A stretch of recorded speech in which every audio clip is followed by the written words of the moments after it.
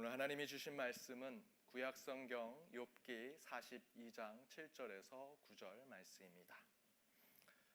구약성경 욥기 42장 7절에서 9절 말씀, 하나님의 말씀을 한 목소리로 읽도록 하겠습니다. 여호와께서 욥에게 이 말씀을 하신 후에 여호와께서 대만 사람 엘리바스에게 이르시되 내가 너와 내 두 친구에게 노하나니 이는 너희가 나를 가리켜 말한 것이 내 종 욥의 말같이 옳지 못함이니라. 그런즉 너희는 숫소 7과 수양 7을 가지고 내 종 욥에게 가서 너희를 위하여 번제를 드리라. 내 종 욥이 너희를 위하여 기도할 것인즉 내가 그를 기쁘게 받으리니 너희가 우매한 만큼 너희에게 갚지 아니하리라. 이는 너희가 나를 가르쳐 말한 것이 내 종 욥의 말같이 옳지 못함이라. 이에 대만 사람 엘리바스와 수아 사람 빌닷과 나아마 사람 소발이 가서 여호와께서 자기들에게 명령하신 대로 행하니라. 여호와께서 욥을 기쁘게 받으셨더라. 아멘. 세상에서 가장 쓸데없는 말 세 가지가 있는데 그 중에 하나가 객관적으로 생각해 보면 말이야 라는 것과 너 들으라고 하는 말은 아니야 라는 것, 그리고 기분 나쁘게 생각하지 말고 들어 라는 것이라고 합니다. 이 말은 할 필요가 없습니다. 이 말을 하는 동시에 그 말의 반대를 생각하게 되지요. 객관적으로 생각해서 얘기하는 거야 라는 건 객관적이지 않다는 것입니다. 너 들으라고 하는 말은 아닌데 라는 건 너가 꼭 들어야 하는 얘기야. 기분 나쁘게 생각하지 말고 들어 라는 것은 이제 기분 나쁜 얘기를 할 거야 라는 뜻입니다. 여러분, 기분 나쁘게 생각하지 말고 들으시기 바랍니다. 저와 여러분이 이런 말들을 자주 하고 다닙니다. 말은 사람을 살리기도 하고 죽이기도 합니다. 지난 주 중에 제 리더 모임을 하는데 그 리더 모임 가운데 순서대로 칭찬하기로 했습니다. 이번 달에 우리 각 셀가정 모임 때 이제 그 칭찬하기를 할 텐데요. 그 칭찬하기의 순서대로 옆에 있는 분들을 칭찬을 했는데 지금까지 우리 기쁨의 교회에서 리더 모임 한 것 중에 가장 행복하고 좋은 시간이었습니다. 말 한마디에 상대방을 배려하고 이해를 담아 이야기하고자 한다면 분명히 여러분의 입술로 많은 사람들의 축복과 사랑을 주고 그들의 생명을 회복시킬 수 있다고 저는 믿습니다. 그런 여러분의 입술로 많은 사람을 위로하시고 치유하는 한 주의 삶이 되시기를 바랍니다. 우리 옆에 있는 분들과 이렇게 인사 나누기 원합니다. 오늘따라 참 좋아 보이십니다. 들으라고 하시는 말이 아닙니다. 오늘따라 참 좋아 보이십니다. 여러분, 오늘따라 참 좋아 보이십니다. 꼭 들으라고 하는 말이 아니고요. 네, 정말 좋아 보이십니다. 주님께 올 때 가장 아름답게 오는 저희 이 예배 가운데 하나님께서 충만하게 임하시리라 믿습니다. 말씀을 전하도록 하겠습니다. 말씀이 말씀되게 세 번째, 상처받은 자들을 위한 말씀 제목으로 함께 나누고자 합니다. 요즘 사회를 두고 어느 신문 기자가 이런 제목을 붙였습니다. 잘못한 사람은 없는데 상처받은 사람은 있다. 피해자는 있는데 가해자가 없는 것입니다. 죽은 사람은 있는데 죽였다고 하는 사람이 없다라는 것입니다.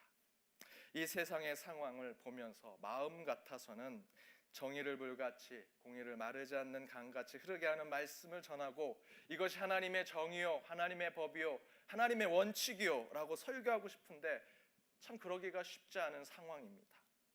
가해자, 아픔과 고통을 준 사람들은 자기의 변명을 가지고 인정받기 위해서 변호사를 찾습니다. 또한 판사에게 손을 내밀기도 하고 줄을 대기도 합니다. 그 사이에 피해자들과 상처받은 자들은 기댈 곳이 없습니다. 더 상처받고 더 고통을 받습니다. 우리가 이것을 2차 폐야라고 합니다. 하다못해 요즘에는 이렇게까지 말을 하기도 합니다. 맞을만 하니까 맞았다. 힘없고 백없으니 그냥 입 다물고 있어라. 다 이유가 있으니까 때리는 것이고 다 이유가 있으니까 그런 고통을 겪는 것이다 라고 말하는 것입니다. 이런 주장이 먹혀 들어가는 세상이 된다는 것이 저는 세상이 비정상이 되었다 생각이 듭니다. 맞을만 하니까 맞게 되었다, 돈 없으면 조용히 해라 라는 것이 통하는 세상은 여러분 비정상입니다. 여러분, 세상에서 이런 이야기가 정당화되고 일리 있는 말이라고 할지라도 적어도 우리 그리스도인과 교회는 그렇지 않습니다 라고 이야기해야 합니다. 왜냐하면 하나님이 그러셨기 때문입니다. 구약성경 출애굽기 2장 22절에서 24절 말씀에 하나님은 이렇게 말씀하셨습니다. 함께 읽어보도록 하겠습니다. 함께 읽겠습니다.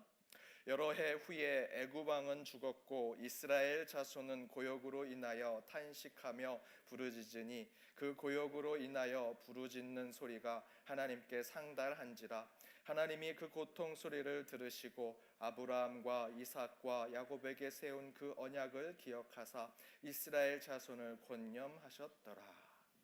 우리 하나님은 고난받는 자, 아픔을 겪는 자들의 신음소리, 고통 소리를 들으시고 기억하시고 그 가운데 응답하시는 분이시라 성경은 증거합니다. 또한 시편 18절에는 고아와 압제 당하는 자를 위하여 심판하사 세상에 속한 자가 다시는 위협하지 못하게 하셨다라고 기록합니다. 하나님은 고아와 압제 당하는 사람들의 편에 계신 분이십니다. 그들을 괴롭히고 상처 준 자들을 심판하고 의로 판단하실 분이십니다. 적어도 우리가 하나님을 믿는 그리스도인이라면 그런 하나님의 뜻을 우리의 현실의 삶 속에 선포하고 그러한 삶을 살아가야 할 것입니다. 저는 믿는 자들이 말씀을 읽을 때 세상에서는 맞을만 하니까 맞았다, 힘없고 백없으면 그냥 입 다물고 있어라, 다 이유가 있으니까 때리는 거고 다 이유가 있으니까 너희들이 고통을 받는 거다라는 악한 논리가 통용될지라도 우리 믿는 자들은, 저와 여러분은 하나님의 말씀만큼은 그렇지 않습니다. 하나님은 피해자와 고난받는 자, 특별히 상처받고 상심한 영혼들을 지켜주고 보호하시는 분이십니다 라는 것을 선포하고 그 삶을 우리는 실천해 가야 합니다. 그런데 실제로 가해자, 고난을 주는 사람, 상대방을 아프게 하는 당사자가 없는데 처참한 고난과 아픔, 상처와 상한 심령을 갖게 된 한 성경의 인물이 있습니다. 그 인물이 오늘 함께 읽었던 본문의 욥입니다. 욥은 실제로 너무나 완벽한 사람이었습니다. 1장 1절에 욥은 온전하고 정직하여 하나님을 경외하며 악에서 떠난 자였다라고 증거합니다. 그리고 2절 이후에는 그가 얼마나 큰 복을 받았는지도 잘 묘사하고 있습니다. 엄청난 부자였습니다. 물질로 보이지 않는 것에서도 큰 복을 받은 자였습니다.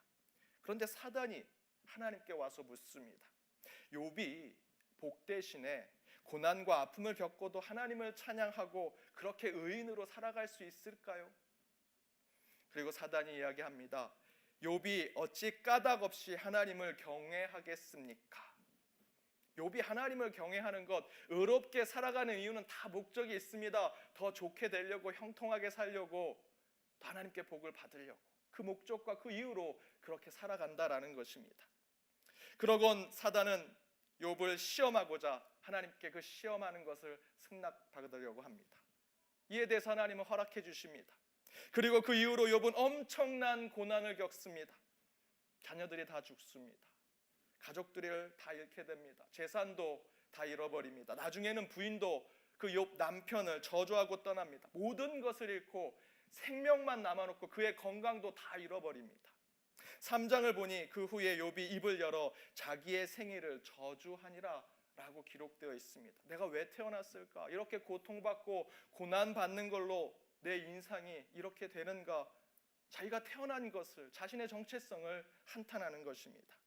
그런데 그때 욥의 세 친구가 찾아와서 위로한답시고 욥에게 세상의 논리를 그에게 적용시킵니다. 내가 벌 받을 만하니까 벌을 받고 있는 거다. 너가 맞을 만하니까 지금 맞는 거다. 너의 문제고 너의 책임이고 인과 응보다 다 이유가 있는 거다라고 말하는 것입니다. 그 이야기가 자그마치 3장에서부터 37장까지 길게 나옵니다. 성경을, 특히 욥기를 잘못 읽다 보면 욥의 친구들이 이야기하는 인과응보, 벌 받을 만하니까 벌을 계속 받는 거다라는 이 말을 반복해서 읽다 보면 이것이 성경 주제고 하나님이 말씀하신 것이라 착각할 수도 있습니다. 그 대표적인 구절이 우리 믿는 분들, 그리스도인들의 가게에 가면 많이 붙어 있는 겁니다. 욥기 8장 7절, 내 시작은 미약하였으나 내 나중은 심히 창대하리라. 그 표현 자체는 너무나 좋습니다. 하지만 이것은 욥의 세 친구 중에 빌닷이 너 죄를 인정해. 그래서 너를 깨끗게 만들면 하나님이 나중에 창대하게 해줄 거야. 내 문제였다고, 지금 고난받는 것이 너의 문제였다고 도덕적으로 인정하라고. 그러면 나중에 하나님이 심히 창대하게 만들 거야 라는 표현입니다. 그러나 절대로 성경은 하나님이 그런 주제로 이 땅을 운행하지 않으십니다. 사실 더 놀라운 것은 욥이 이 세 친구의 이야기를 어느 정도만 들어주면 이렇게 길게 얘기하고 세 명이나 와서 찾아서 그런 얘기를 하는데, 그래 내 탓이겠지, 내 친구들이 다 이렇게 얘기하는데 내 잘못이고 내 책임이겠지, 내가 맞을만 하니까, 내가 뭔가 잘못했으니까 벌을 받는 거겠지, 니들 말이 맞다 할 텐데 욥은 끝까지 그렇게 말하지 않습니다. 물론 욥이 자신 있게 분명히 하나님이 나를 다시 큰 복을 주실 거야 라고 말하지는 않지만, 그렇다고 욥이 세 친구의 인과 응보, 도덕적인 책임론에 대해서 절대로 동의하거나 동조하지 않습니다. 욥은 지금 고난을 인내하겠다, 참아내겠다, 거기에 더 나아가 잘 나갔대 믿었던 그 하나님을 나는 끝까지 신뢰하고 믿음을 지키겠다 다짐합니다. 고난과 저주가 오더라도 그것은 결코 하나님께 버림받은 증거가 아니라 하나님의 섭리와 뜻이 분명히 내게 있을 것이다. 단지 나는 그 하나님의 섭리와 계획을 모를 뿐이다 라고 이야기하며 하나님을 향한 신념을 끝까지 지켜냅니다. 그렇게 욥과 세 친구의 논쟁이 끝나자 하나님이 양쪽 사이에서 분명히 잘잘못을 알려주십니다. 그것이 바로 오늘 저와 여러분이 읽었던 본문의 말씀입니다. 7절은 그 욥의 세 친구가 말한 맞을만 하니까 맞은 것이다, 인과 응보, 도덕적 책임론에 대한 것은 옳지 못하다, 하나님이 내가 원하는 것이 아니다 라는 것을 분명히 말씀해 주십니다. 그러면서 그 세 친구에게 욥에게 가서 사과하라, 제사를 드려라 라고 얘기하는 것입니다. 그러면서 8절에 하나님은 욥에게 이런 평가를 해주십니다. 우리 8절 말씀 스크린을 보고 함께 읽도록 하겠습니다. 내 종 욥이 너희를 위하여 기도할 것인즉 내가 그를 기쁘게 바르리니 너희가 우매한 만큼 너희에게 갚지 아니하리라. 이는 너희가 나를 가르쳐 말한 것이 내 종 욥의 말같이 옳지 못함이라. 이 말씀에서 우리는 두 가지 이유를 모른 채 고통을 받거나 생각하지 못한 억울한 일을 당해 상한 심령이 되고 상처받은 사람들에게 하나님이 주시는 두 가지의 메시지가 이곳에 있습니다. 그 두 가지를 함께 나눠보고자 합니다. 그 첫 번째는 하나님의 생각은 죄와 고통과 억울함과 우리 인간의 실수보다 크다라는 것입니다. 하나님의 생각, 하나님의 섭리, 하나님의 계획은 가해자의 죄, 상처를 주는 자들의 죄와 또 그 가운데 피해를 입고 상처를 받은 자들의 고통, 억울함, 그리고 저와 여러분도 어느 누구도 가해자가 될 수 있고 상처를 줄 수 있는 사람으로서 할 수 있는 그 실수, 그 모든 것보다 크다라는 것입니다. 8절 중간에 너희가 우매한 만큼 너희에게 갚지 않겠다라고 하나님이 말씀하십니다. 무슨 얘기냐? 욥의 세 친구는 욥에게 인간의 잘못된 도덕, 윤리, 율법적 시스템을 적용해서 정죄하고 비난합니다. 아직 상처받은 그리고 고통받은 그 이유, 그 목적, 그 근거를 찾지 않았는데 내가 고난을 받고 내가 피를 흘리고 내가 맞았으니 그거 다 너의 잘못이야, 너의 도덕적인 문제 때문이야 라고 하는 것을 적용하고 있는 것입니다. 바로 그것에 대해서 하나님은 너희들은 우매하다, 너희들은 어리석다, 너희들은 지금 잘못된 판단을 하고 있다라고 말씀하시는 것입니다. 그러나 그 다음 구절을 우리는 봐야 합니다. 너희들은 어리석었어, 우매했어, 잘못된 판단을 했어. 하지만 너희들의 생각과 똑같이 너희에게 죄와 잘못을 묻지 않겠다, 너희에게 갚지 않겠다라고 하나님은 말씀하고 계십니다.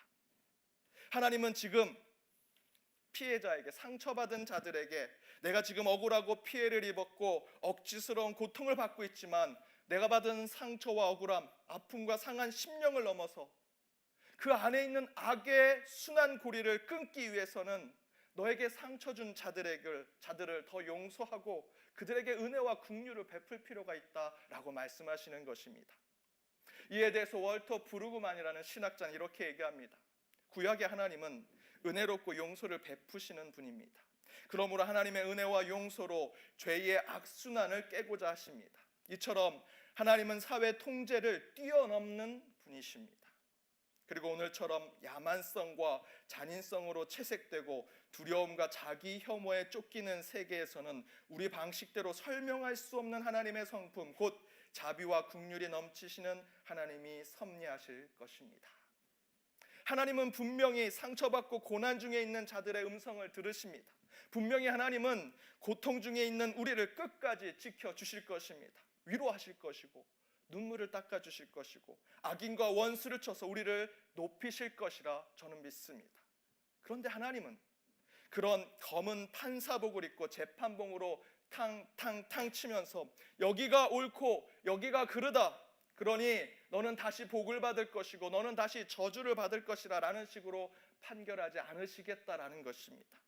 물론 최종의 심판, 저와 여러분이 죽은 후에 사후의 심판은 분명히 있습니다. 그러나 그 전에 이 땅에서는 이와 같이 상처를 주고 받는 일 등이 벌어지면 하나님은 고난받고 상한 심령이 된 이들을 위로하고 치유해 주시되, 회개하는 가해자, 회개하는 상처를 준 사람들, 그들에게는 하나님의 은혜와 긍휼과 자비를 베풀어 주시겠다라는 것입니다. 우리 인간으로는 참으로 수용할 수 없는 것입니다. 그러나 그것이 하나님의 뜻입니다. 하나님의 뜻은 죄보다 큽니다. 하나님의 뜻은 우리가 범하는 실수보다도 크다라는 것입니다. 화해의 완성은 상처받은 사람들을 위로하는 것만으로 끝나지 않습니다. 화해라는 것은 내가 상심했고 내 영혼이 지금 아프다라는 것을 치유하는 것으로 끝나지 않는다라는 것입니다. 또한 상처를 준 사람을 심판하고 정죄하는 것만으로도 끝나지 않습니다. 피해자든 가해자든 상처를 받은 사람이든 상처를 준 사람이든 양쪽이 고린도후서 5장 17절의 말씀대로 주 예수 그리스도 안에서 서로 각자 새로운 피조물이 되어서 함께 만날 때 그 가운데 화해와 회복과 치유가 이루어진다라는 것입니다. 바로 하나님은 오늘 본문 8절에서 그 사실을 말씀하시는 것입니다. 너희가 도덕 어쩌고 저쩌고 얘기하고 법이 어떻고 진실이 어떻다 말하지만 그것은 우매한 것이다. 그러나 너희가 우매하고 어리석고 무지하고 몰랐다라는 것에 회개하고 반성한다면 하나님이 나는 너희를 한없는 은혜와 사랑으로 베풀어 주겠다. 하나님의 은혜는 상처받은 자의 고난보다도 크고 억울한 자의 상한 심령보다도 분명히 큽니다. 또한 하나님의 긍휼은 회개하고 주님께 돌아오는 가해자, 상처를 주는 자들, 피를 흘리게 만드는 자들에게도 하나님께서 임하게 해주시겠다 약속해주고 계십니다. 제가 과거에 좀 다혈질이었습니다. 욱하는 성질이 있었습니다. 지금 살짝 미소를 짓는 분들은 저랑 비슷한 성격을 가지신 분들입니다. 불의하다 생각하면, 공평하다고 생각하지 않으면 저는 욱했습니다. 대학원 시절에 제가 조교를 했는데 교수님께서 종이를 프린트해오라고 했는데 그 조교실에 프린트기가 고장이 나서 교직원실에 가가지고 프린트를 했습니다. 그런데 교직원 과장님이 오셔서는 프린트기를 탁 끄면서 절대 여기서는 프린트하면 안 된다는 겁니다. 그래서 제가 최대한 자세를 낮추고 부탁을 드린다고 좀 사용하게 해달라고 했더니 도리어 저를 무시하면서 이야기합니다. 조교받게 되지 않은 사람이 어디서 과장에게 맘먹으려고 하냐고. 저는 속으로 신학교에서조차 서로 위아래를 따지고 우열을 따지면서 이렇게 말할 수 있나 욱했습니다. 그래서 과장님, 그렇게 말씀하시면 안 되죠. 사과하십시오 라고 버럭 화를 냈습니다. 그분도 끝까지 저를 무시하면서 말씀하셨습니다. 그래서 제가 화를 내고 소리를 지르고 문을 쾅 닫고 나왔습니다. 나와보니 문제가 심각했습니다. 교수님이 프린트를 해오라고 그랬는데 프린트는 할 수 없고 교직원하고는 싸우고 어떻게 해야 되나 다시 교수님 방에 가서 솔직하게 말씀드렸습니다. 좌초지경 말씀드리고 제가 이렇게 해서 흥분해가지고 나오게 됐습니다. 프린트를 어떻게 할까요? 그랬더니 교수님이 다 들으시면서 김전도사, 내가 충분히 이해할 것 같다고, 나도 그런 일을 많이 겪어봤다고, 참 화가 많이 날 것 같아 라고 얘기하시면서 전화기를 드시는 겁니다.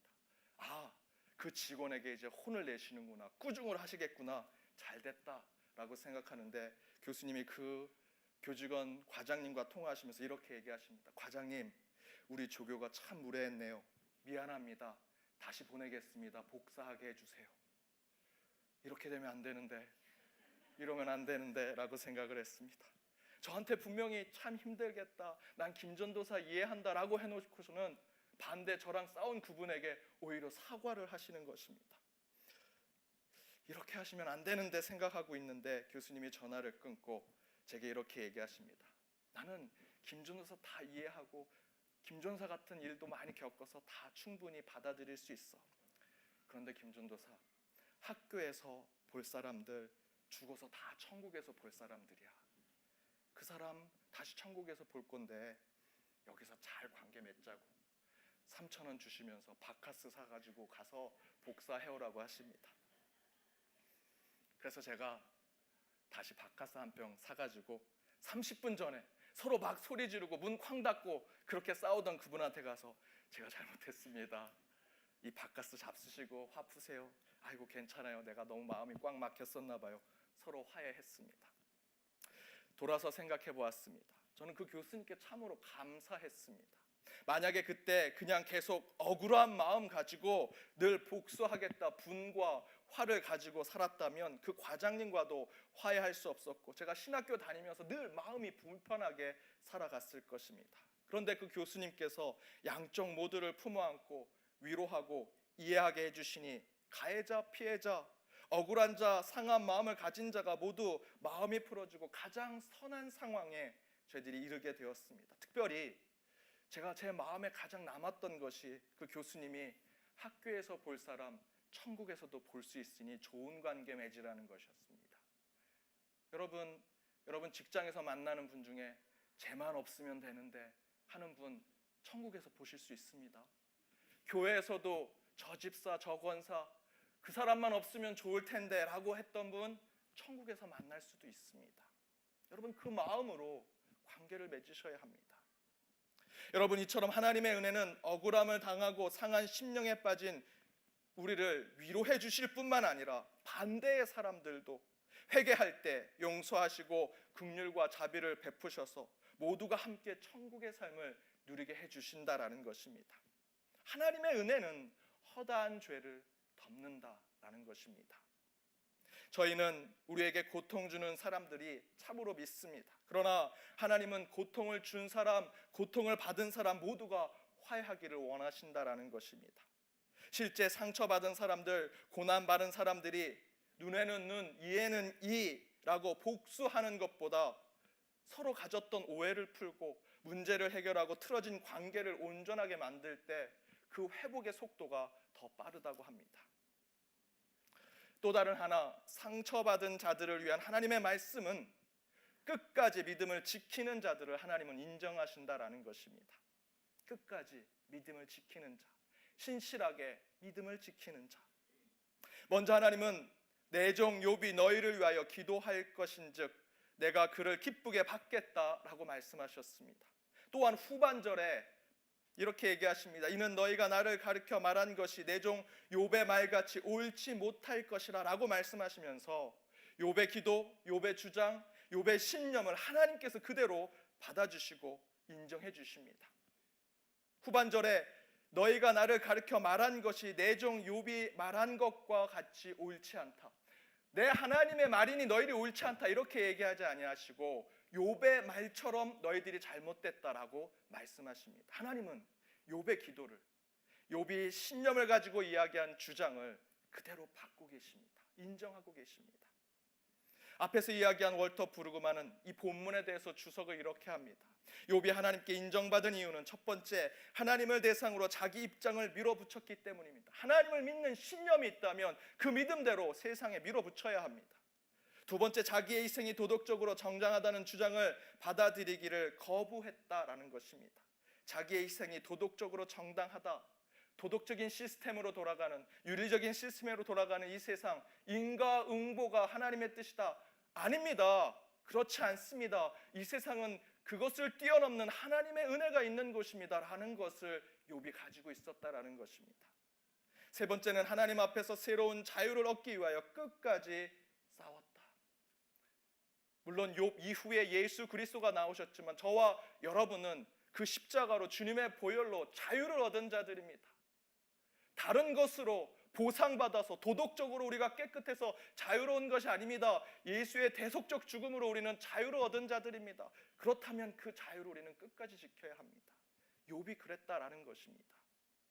욥은 자신이 억울하게 고난받고 병이 들고 주변의 가족들을 잃고 아픔을 겪었지만, 그래서 하나님께 따져 묻고 화를 내고 원망도 했지만 하나님을 향한 믿음은 잃지 않았습니다. 그리고 두 번째 이유처럼 그렇게 억울함과 상처를 받았지만 절대로 그 이유와 목적을 세상, 도덕적인 이유, 인과 응보에서 찾지 않고 하나님의 뜻, 하나님의 섭리 가운데 찾고 묻고 기도하며 나아갔다라는 것입니다. 그리고 더 중요한 것은 욥은 그런 고난과 아픔, 억울함과 상심함 속에서 그것이 끝이 아니라고 생각하고 끝내는 다시 억울함의 굴레와 상한 육체의 족쇄와 상처받은 영혼의 감옥에서 나를 해방시켜 주실 것이고 자유를 허락해 주실 것이라 믿고 끝까지 싸우며 나아갔다라는 것입니다. 바로 그때 하나님은 욥을 다시 세워주십니다. 사실 저희 교회 개척하면서 상상할 수 없는 억울한 일들, 억울한 말들을 참으로 많이 들었습니다. 뭘 하나 해도 저희 교회를 향한 오해와 이상한 소문이 돌았습니다. 저희 교회에서 장례 예배를 드리는데 저희 교회를 향한 나쁜 마음을 갖고 계신 분이 이렇게 얘기하셨습니다. 그 기쁨의 교회는 이름이 기쁨의 교회인데 기쁨으로 어떻게 장례 예배를 드리나? 그런 비아냥과 부정적인 얘기를 들으면서 예배를 집례했었습니다. 그런데 하루는 그런 억울하고 잘못된 소문을 듣던 권사님이 계셨는데 그분을 위로해 드리려고 신방을 가서 기도하며 함께 얘기를 나누는데 권사님께서 이렇게 용기를 내며 말씀해 주셨습니다. 목사님, 억울한 이야기 듣고 이렇게 이상한 소문 좀 나면 어떻습니까? 하나님 앞에 우리 교회가 정직하고 기쁨으로 예배드리고 바르게 기도하면 되지 않겠습니까? 라고 말씀하셨습니다. 그 이야기를 듣고 도리어 제 자신을 보며 내 그릇이 너무나 작았구나, 내 믿음이 너무나 약했구나 라고 반성했습니다. 사랑하는 여러분, 억울하실 때 많으시죠? 마음이 상하고 상처받으실 때도 많으시리라 생각이 듭니다. 그러나 여러분, 하나님의 은혜가 모든 것을 위로할 것이고 또한 우리의 관계마저도 가장 선한 곳으로 인도하시리라 믿습니다. 또한 그러한 어려움 가운데 믿음을 지키면 하나님께서 반드시 우리의 삶에 하나님의 복을 허락하실 것입니다. 그 은혜로 한 주 살아가시는 저와 여러분이 되기를 주님의 이름으로 축원드립니다. 함께 기도하겠습니다. 사랑이 많으신 하나님, 하나님의 은혜 가운데 저희들이 이 자리까지 왔습니다. 말씀을 듣는 이 순간 주님의 은혜로 나아가게 하여 주옵소서. 때로 우리 인생이 억울함과 상처로 가득 찰 때가 있습니다. 그때마다 바다와 같은 은혜로 우리의 억울함과 상처를 어루만져 주시되 회개하고 돌아오는 가해자와 죄인들에게도 똑같은 긍휼과 자비를 베풀어 모두가 함께 천국의 삶을 누리게 하여 주옵소서. 또한 그 어려운 순간 믿음으로 이겨내고 인내해 갈 때 주님께서 인정하는 삶을 깨달아 신실한 믿음을 잃지 않고 나아가는 저희 모두가 되게 하여 주옵소서.